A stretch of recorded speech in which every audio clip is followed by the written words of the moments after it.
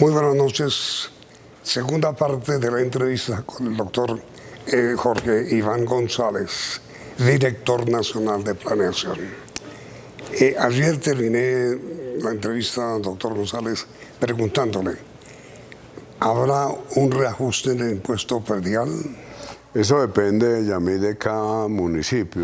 Los municipios tienen autonomía para definir las tarifas del predial. Por ejemplo, Bogotá tiene una tarifa que empieza en el 5 por mil y es exponencial hasta el 11,5 por mil.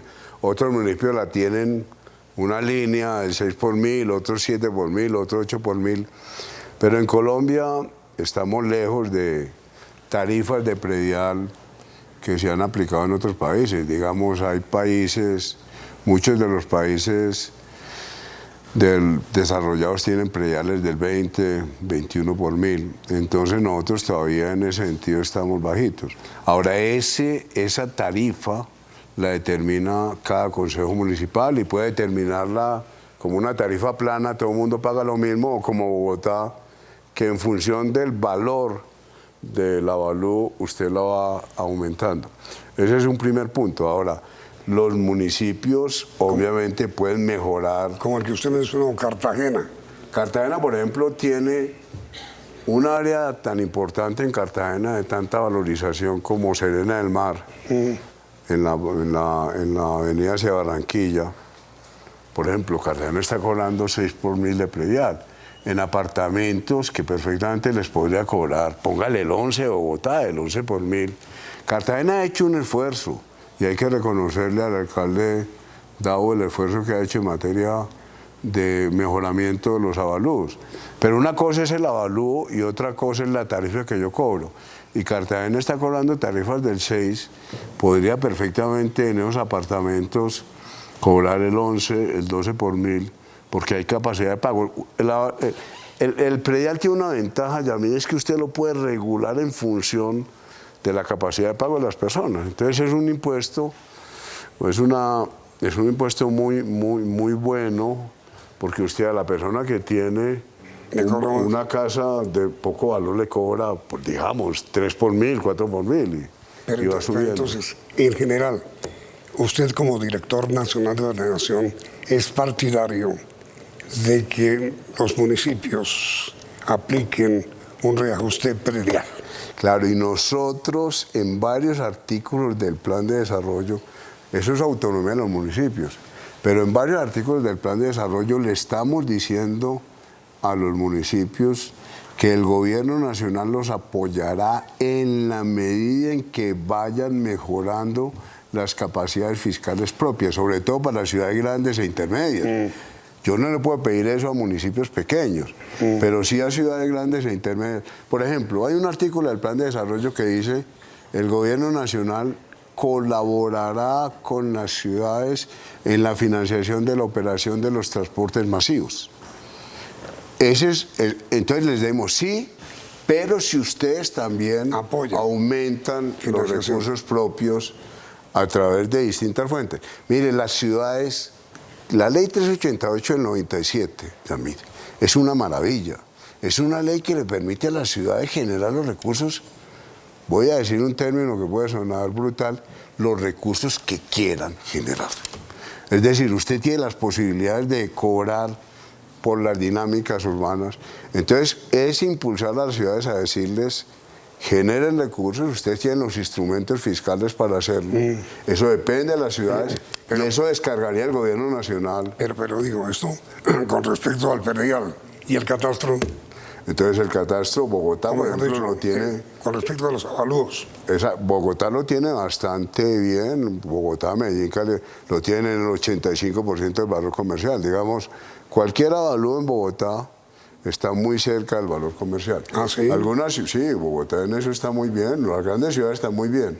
Algunas ciudades intermedias ya han avanzado bastante en la actualización catastral. Ciudades pequeñas, estos días, Soacha, por ejemplo, han mejorado considerablemente los avalúos.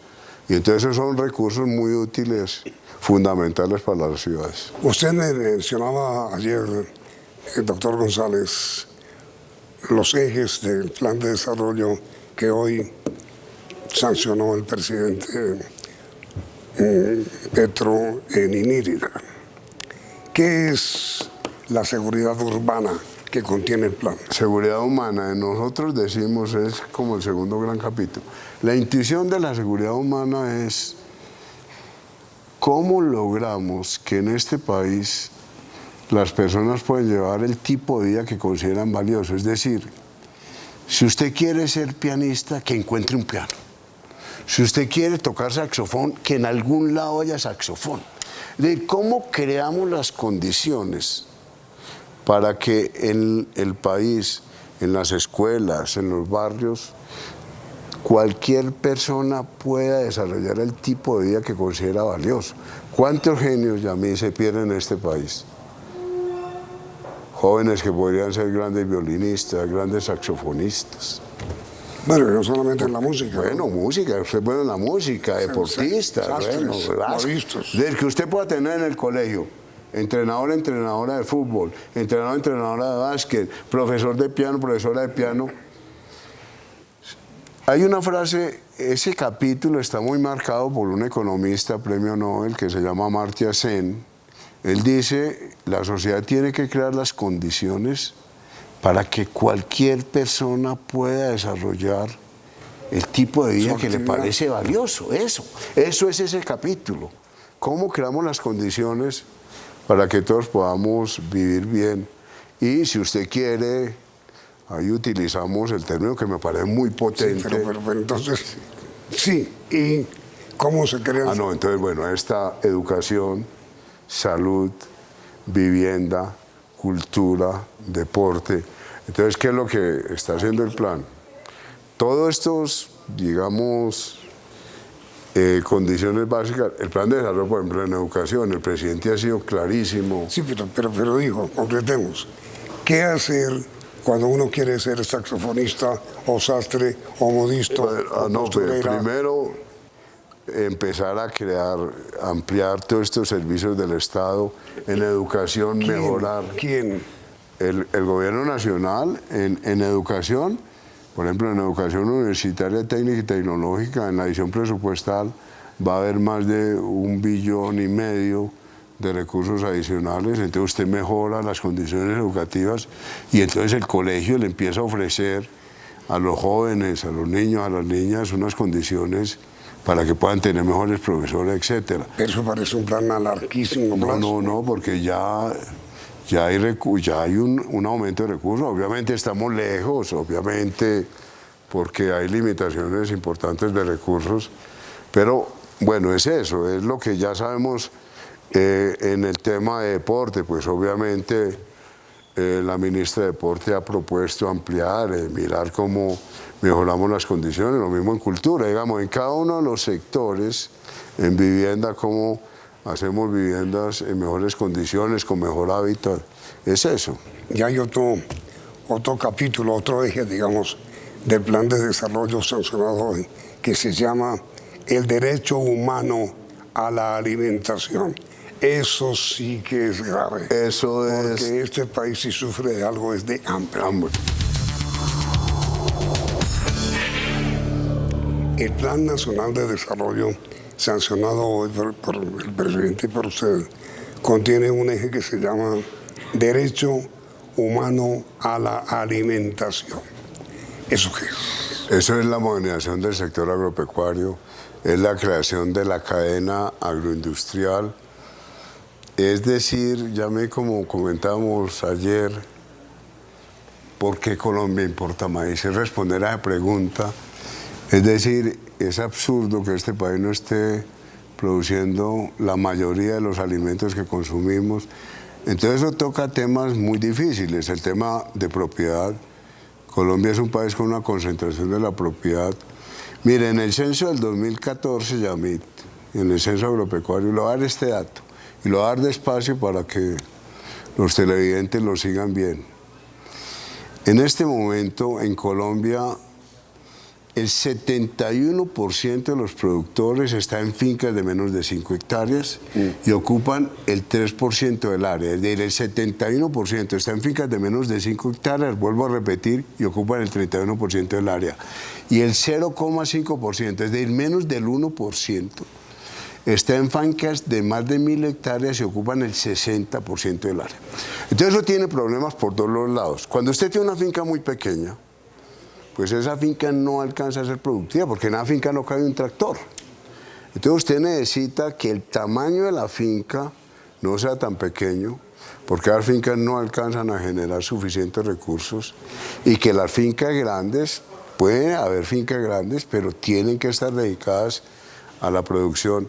Entonces yo creo que el reto es mirar toda esa estructura agropecuaria del país y ver cómo se mejora, es decir, cómo logramos que haya fincas de mejor tamaño para que sean más productivas. Eso implica asociación entre propietarios, implica que haya... ¿Y cómo se logra? Pues bueno, ahora ya con las entregas de tierras, en este momento se están entregando tierras que permitan en cada área, Yamil, producir lo que se llama 2 UAF. La UAF es la unidad agrícola familiar. En Colombia una UAF es más o menos de 3 millones de pesos. Es decir, usted debe tener un área que le permita por lo menos generar 6 millones de pesos mensuales. Eso es lo que se está pensando que se pueda hacer la distribución de tierra. Ahora, esa área depende de las regiones. Hay regiones en donde usted necesita menos área para generar 6 millones de pesos. Hay regiones donde usted necesita más área por las características del suelo, el tipo de cultivos, etc. Entonces, lo que se está haciendo es, pensemos en áreas que permitan la generación por lo menos de una UAF, pero ojalá de 2 UAF. Entonces son 6 millones de pesos, pero obviamente, como decíamos, eso implica no solamente tener la tierra, sino que haya vías. Lo que estamos haciendo en vías es garantizando que la vía esté asociada a la compra de tierras, que haya formación tecnológica, etcétera, de tal manera que eso se puede ir haciendo. Y aquí viene entonces, doctor González, uno de los temas más controvertidos de los que se ha venido hablando a propósito de ese asunto, la expropiación. ¿En qué estamos sobre eso? Sí, ha habido muchos debates, sobre todo ha habido trinos y frases sueltas. Sí. En algún momento se habló de expropiación express. Sí. Hay un artículo que era, en una primera versión, el artículo 55, en la versión final quedó como artículo 61. ¿Y qué se está diciendo? Primero, se va a comprar a valor comercial. Ajá. A valor comercial. Sí, aquí a nadie se le va. Tierra ganadera para utilizarla como tierra agrícola. Es decir, entonces lo primero, por eso vuelvo al catastro multipropósito. Lo primero es que antes de comprar tiene que llegar el IGAT y decir cuánto vale la tierra. ¿Y cuándo va a comenzar? No, eso ya la ministra Cecilia ya había arrancado, digamos, okay. Ya eso arrancó. Okay. Entonces usted llega, valora la finca. Usted le dice al propietario, quiere vender, si el propietario dice no quiero vender, pues no vende, no hay ningún problema. Entra a la Agencia Nacional de Tierras a hacer todo el tema administrativo. La Agencia Nacional de Tierras entonces tiene que llegar a mirar con las distintas instancias del Estado. Yo compro tierra en zonas que tengan vías, en zonas que tengan unas mínimas condiciones. No baldíos. En zonas que, desde el punto de vista, algunos pueden ser baldíos, otros no, en zonas que permitan productividades. Entonces tiene que estar todo el Estado, tiene que estar la UPRA. La UPRA tiene que decir, efectivamente esta tierra permite producir bajo determinadas características, tiene que estar el Ministerio de Transporte para las vías. Pero mi pregunta, ¿se puede llegar o se llegará a la expropiación? No, porque hay un párrafo que dice, si la tierra no está adecuadamente explotada, el Estado podrá proceder a un trámite administrativo. Y eso no va a ocurrir. Pero eso siempre ha existido, en todas las reformas agrarias siempre ha estado el tema de expropiación en caso de que la tierra está inadecuadamente explotada. Ahora, siempre hay un lío jurídico, porque usted empieza a discutir, pues usted ya me sabe todos los intentos que había de reforma agraria en este país, porque usted siempre puede alegar que la tierra estaba adecuadamente explotada, Entonces, en ese sentido, siempre va a haber las mismas dificultades que ha existido, pero en principio lo que le está dando con este artículo es una capacidad a la Agencia Nacional de Tierras de actuar más rápido y de permitir que los procesos judiciales, en caso de que usted sienta que efectivamente no le pagaron lo que era, etcétera, entonces usted puede tener un proceso para alegar. Usted dice, no, es que realmente yo vendí a 100, pero después me di cuenta que eso valía 120, entonces usted puede iniciar el proceso judicial. Pero bueno, lo que tratamos en el Congreso, y a mí en esto los congresistas fueron muy cuidadosos, es garantizar que se mantengan y se respeten todos los derechos de propiedad con cuidado. Pero al mismo tiempo, recordar la función social de la propiedad. Es que expropiar, Yamit, cuando se hace una carretera, como que todo el mundo lo entiende. Por aquí va a pasar la carretera, pero expropiar o decir, vamos a mejorar las condiciones de productividad, porque estas fincas ganaderas deberían ser fincas agrícolas, ese tema es mucho más difícil de entender. Pero, y lo ha dicho el gobierno, lo ha dicho la ministra, las dos ministras, vamos a avanzar en un proceso que respete los derechos de propiedad sin ningún problema. Sí.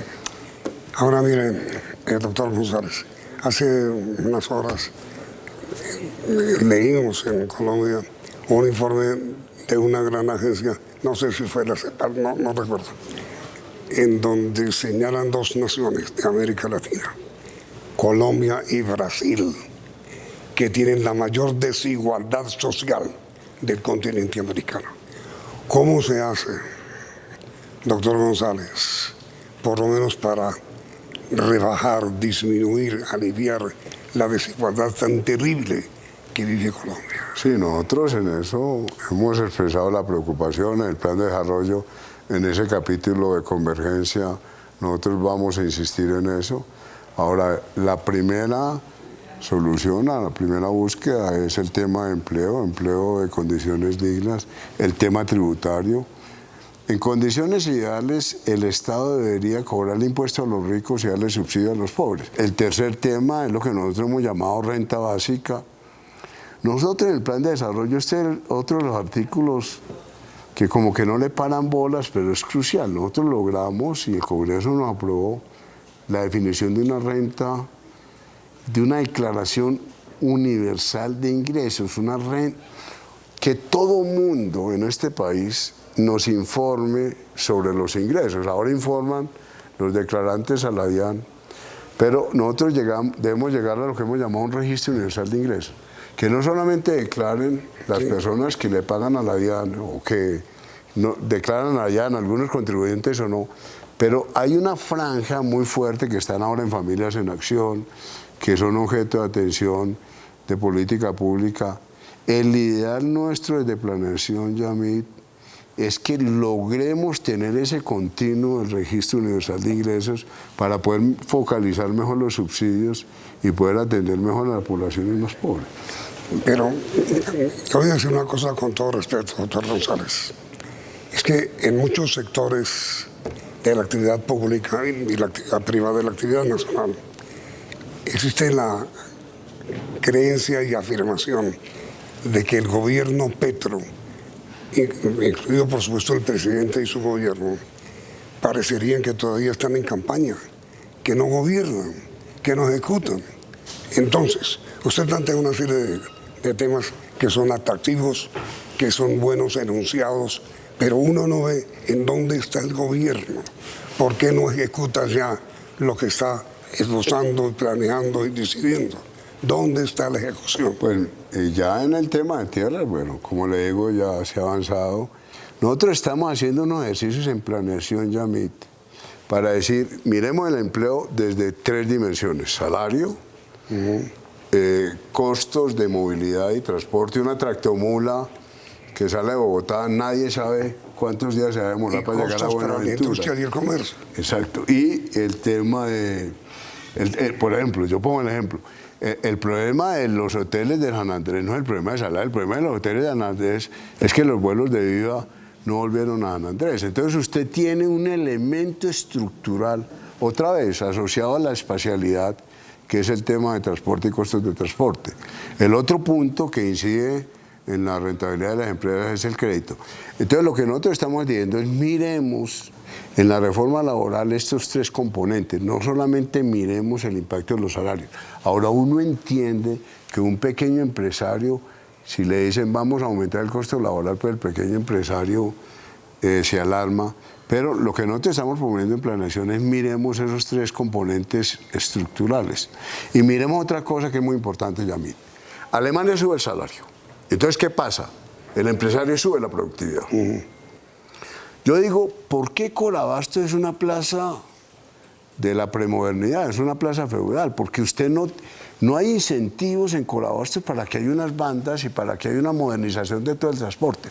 Cuando usted tiene salarios muy bajitos, entonces no tiene estímulos para mejorar la productividad. Una persona que le va a arreglar a usted el sanitario en su casa, pues se demora 2 horas destapando el sanitario. Una persona en un país desarrollado, pues llega con una super máquina y le destapa el sanitario en un segundo. ¿Por qué?